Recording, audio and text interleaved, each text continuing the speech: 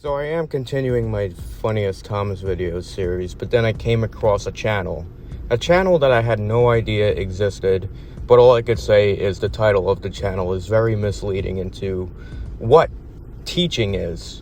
So while you sit there pondering that thumbnail and pondering that channel's name, we're going to question this channel, we're going to question this thumbnail choice, and we're going to question this video in general, and we're also going to question the policy that was created by the corporate entity that owns our ass.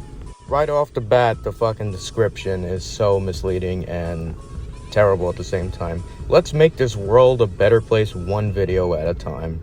Oh yes, the titles of these videos, and it's not just the most recent one from 11 days ago. The last couple of uploads are definitely videos that are going to make the world a better place. Some wholesome, energetic classics like Mom Poisons Pregnant Daughter, Hot Sister Does OnlyFans and Does the Unthinkable, and Asian Lady Eats Dog.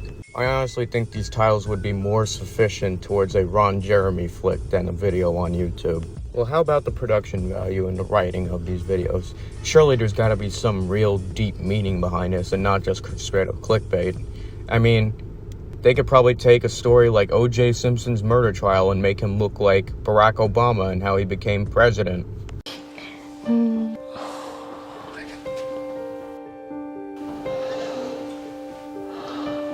You get no girls, bro. You're such a loser. Yes, tomorrow's teachings, where a guy is about to go sleep with a disabled woman, while he thinks about his friend taunting him, calling him such a loser, while at the same time looking like a Buddy Holly cum stain. Let's just go back to this thumbnail for a second. I think what they're trying to get across here is that disabled people can also have intimate relationships, and that's a good thing. But the way to go about it, especially making your thumbnail, is not to put this drastically edited and photoshopped version of a girl with eyes more bulging than Marty Feldman's on your fucking thing, where all they portray, like their idea of a disabled person, is them just in a wheelchair and screaming their fucking head off. Congratulations, tomorrow's teachings. You're pushing all the right buttons to piss people off. I'm gonna pull you back in your wheelchair so you can't stop looking at me.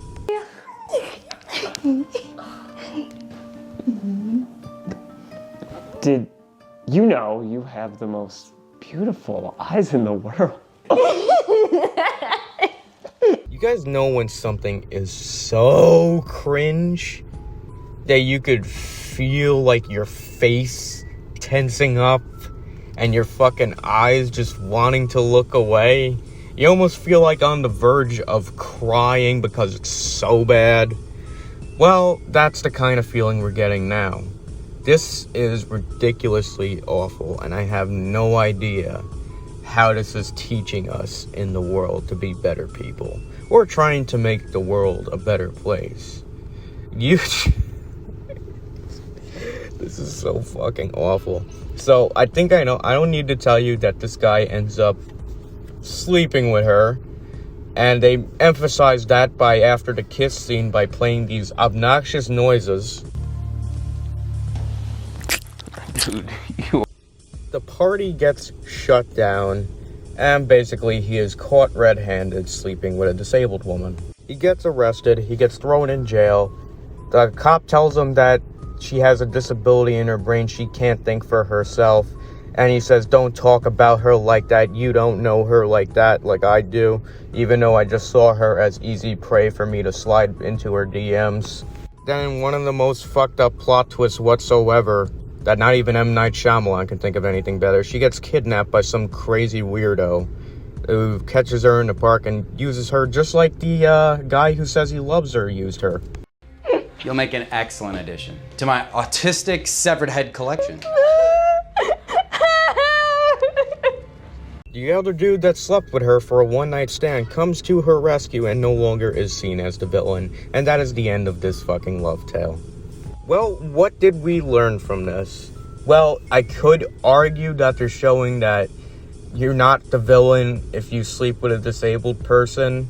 But at least show them that they have feelings for each other and didn't just do it as a one-night stand.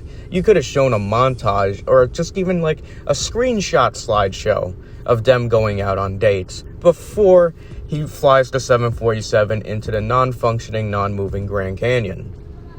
If you made these changes to make it a sufficient love story that seems plausible for an audience, I don't think you should have made the title name "Disabled Woman Loses Her V Card and Likes It." That sounds like something you see on the Black and Orange Hub. That is not a title on YouTube that seems like something that wants to change the world.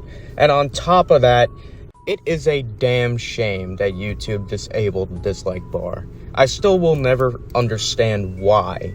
It just seems like they couldn't handle people's opinions. But this is definitely one of those videos that needs it to be shown. Because we are not getting across a video that can change the world. We are getting across something that is really disgusting and offensive that could piss a lot of people off. And that is it. But what we can do is kind of do some calculations to figure out just how many dislikes this video probably has. If you take the 1,600 likes that this video has and divide it by the view count, you will get an estimate as to how many people disliked it, and it ranges around the 3,200 mark. So yeah, people dislike this shit. That's no goddamn surprise, and I honestly think this YouTube channel should just fucking quit with this. But fat chance of that fucking happening, right? Thank you guys for watching this. This is kind of just a one-off video or whatever. If you like it, like the video. If you want to leave a comment, leave a comment. If you want to subscribe to the channel. And I'll see you in the next fucking cringe shit that we come across.